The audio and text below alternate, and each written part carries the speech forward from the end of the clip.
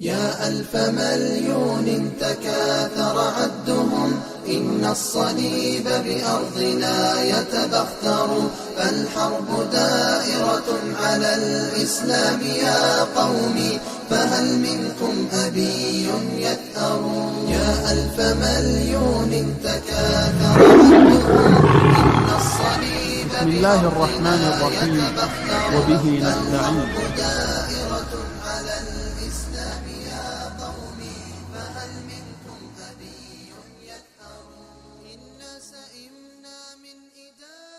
Allah Azza wa Jal says, يا أيها الذين آمنوا لا تتخذوا اليهود والنصارى أولياء بعضهم أولياء بعض ومن يتولهم منكم فإنه منهم إن الله لا يهدي القوم الظالمين. O you who have believed, do not take the Jews and the Christians as allies.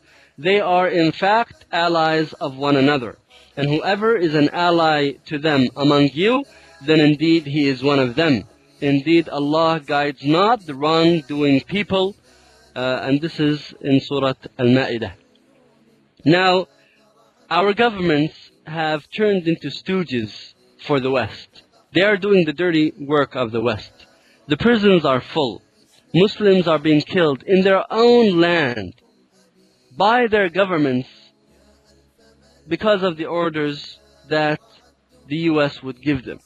And the excuse that the governments use in justifying being stooges for America is that we must do so to protect our nations.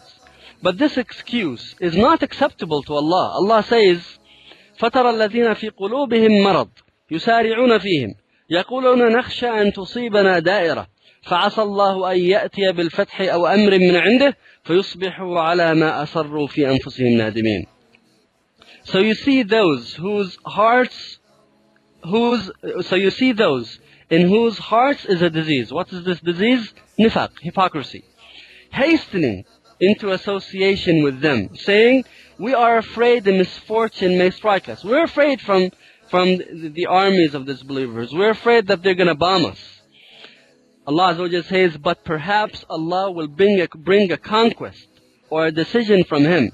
Meaning Allah Azza wa Jalla will punish these nations who are fighting against the Muslims. Allah will bring a conquest against them or a decision, some disaster that will weaken them, either an economical downfall or disunity among them. We don't know what Allah Azza wa Jalla, because everything in the universe can be a soldier for Allah. وَمَا يَعْلَمُ جُنُودَ رَبِّكَ إِلَّا هُ. Nobody knows about the soldiers of Allah but Him.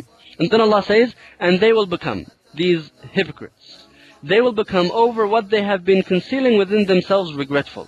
They will regret that they stood with the US. They will regret that they stood against the Muslims. They will regret it in dunya and in akhirah. There is no excuse for any government in lending any support whatsoever to America today, and any government that does so is a government of hypocrites, munafiqeen, that needs to be removed.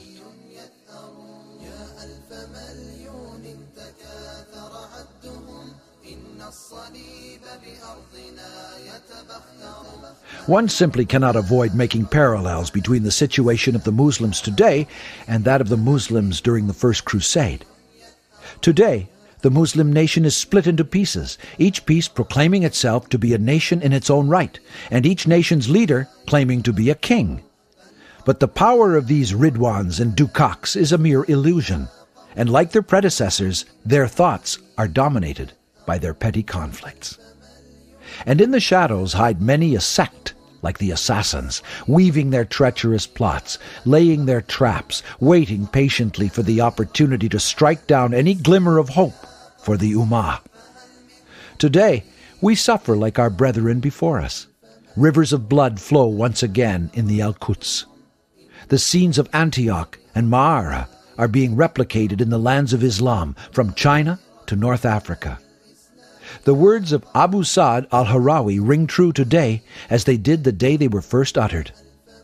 How dare you slumber in the shade of complacent safety, leading lives as frivolous as garden flowers, while our brothers have no dwelling place, save the saddles of camels and the bellies of vultures. Blood has been spilled, beautiful young girls have been shamed, and must now hide their sweet faces in their hands. Never have the Muslims been so humiliated. Never have their lands been so savagely devastated.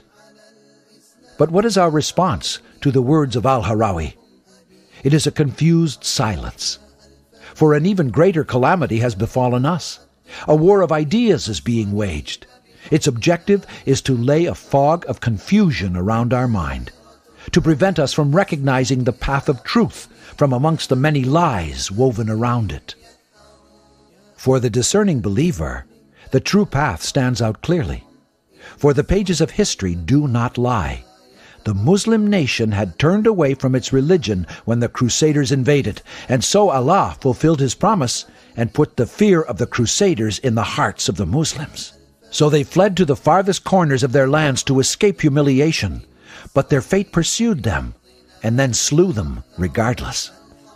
The Prophet Muhammad, peace be upon him, said, "The people will soon summon one another to attack you, as people when eating invite others to share their food." Someone asked, "Will that be because of our small numbers at that time?" He replied, "No, you will be numerous at that time, but you will be froth and scum like that carried down by a torrent of water, and Allah will take the fear of you from the breasts of your enemy and cast al-wahan into your hearts." Someone asked, "O Messenger of Allah, what is al-wahan?" He replied, "Love of the world and dislike of death." However, Allah has promised this ummah victory, and for this He brought great men to raise the flag of Islam. They sought the power and the might of Allah with sincerity and humility, and then Allah took away fear of the Crusaders from the hearts of the Muslims, and put fear of the Muslims in the hearts of their enemies, and the tide of the battle turned dramatically. This is the true path. This is the Sunnah of Allah. Allah, the Most High, says in the Quran, "Have you not seen the end of those who were before you? Surely the way of Allah will not change, nor in the way of Allah will be alteration." In the accounts of history, we recognize those to whom Allah grants victory, whether it be Nuruddin Zengi, Salahuddin Ayyubi, or even Sultan Muhammad Fatih. They are all crafted from the same mold. We can easily distinguish them from the many impostors that call to themselves instead of Allah. The sincere leaders surround themselves with the true scholars of Islam, and they strive to implement every sunnah of the Prophet Muhammad, peace be upon him. Their lack of concern for their own well-being manifests itself in their austere lifestyle, but their hearts are full of compassion and tolerance for the poor and the downtrodden. Their souls seek comfort in the long prostration in the middle of the night and in the clashing of swords in the heat of battle. These are the kinds of men that cleanse the Ummah by educating the masses. They rid the nation of Islam, of its Ridwans and Dukaks, and they are the ones that liberate Jerusalem. These are the heroes of Islam. Allah Azza wa Jal gives the kingdom to whomever He wills, and He takes it away from whomever He wills. And Allah Azza wa Jal honors, وَيُعِزُّ مَن يَشَاءُ وَيُذِلُّ مَن يَشَاءُ. And Allah Azza wa Jal honors whomever He wills, and He humiliates whoever He wills. And it's the destiny of Allah Azza wa Jal that He will honor the believers, and He will dishonor the disbelievers. And if that doesn't happen in dunya, and it will happen one day, it will definitely happen on the Day of Judgment. Allah Azza wa Jal said in Quran, and Rasulullah Sallallahu Alaihi Wasallam says it in the Hadith, let the disbelievers do whatever they want, assume whatever power they want, gather all of the money they want. Allah Azza wa Jal will expose them, and Allah Azza wa Jal will put them in the place that they deserve. Everything is done in dunya is temporary, and it will go. The money of Qarun did not last long, and the kingdom of Fir'aun did not last long. And Allah Azza wa Jal humiliated both of them. And the great humiliation for both of them will even be more on the Day of Judgment when they meet Allah Azza wa Jal.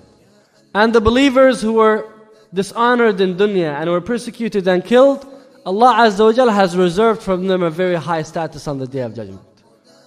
Just imagine what Allah Azza wa Jal will do to the people of Al-Ukhdud, the believers who were burnt alive in the trenches. How will Allah Azza wa Jal honor the Sahaba who died as shuhada? How will Allah Azza wa Jal honor Hamza bin Abdul Muttalib? How will Allah Azza wa Jal honor the Qurra of Quran who were executed by the disbelieving Arab tribes. Allah Azza wa Jal will hold them in very high status on the Day of Judgment.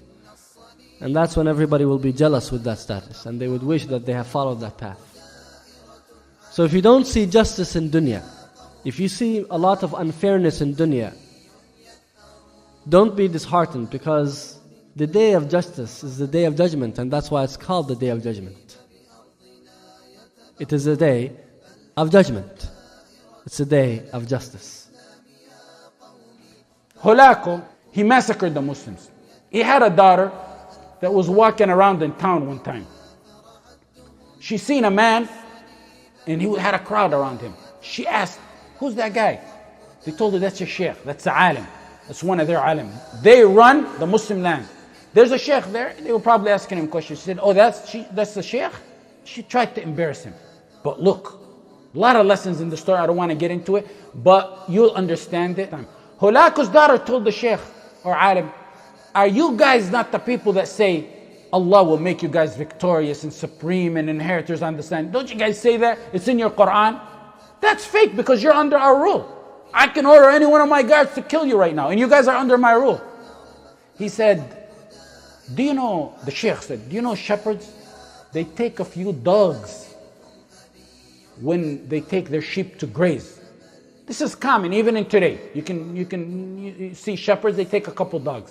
He asked her, "What's the purpose of those dogs when the shepherd?" Everyone knows the purpose. She said, "When the sheep run out of the herd, the dogs are unleashed and run wild after the sheep to get them back in the herd." He told her, Hulaku's daughter, "You guys are the dogs. Allah unleashed you after us to get us back in the guidance of the Quran and the Sunnah.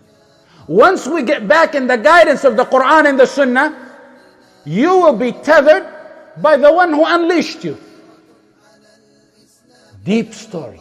Meaning when we come back to Allah, that's when we'll become victorious over you. أسأل الله أن ينصر دينه ويعلي كلماته ويخذل الأعداء وأن أبرم لهذه الأمة أمر رشد يعز فيه أهل طاعته ويهدى فيه أهل معصيته ويؤمر فيه بالمعروف وينهى فيه عن المنكر إنه سميع الدعاء. اللهم وأظهر الهدى ودين الحق الذي بعثت به نبيك محمد صلى الله عليه وسلم على الدين كله ولو كره المشركون.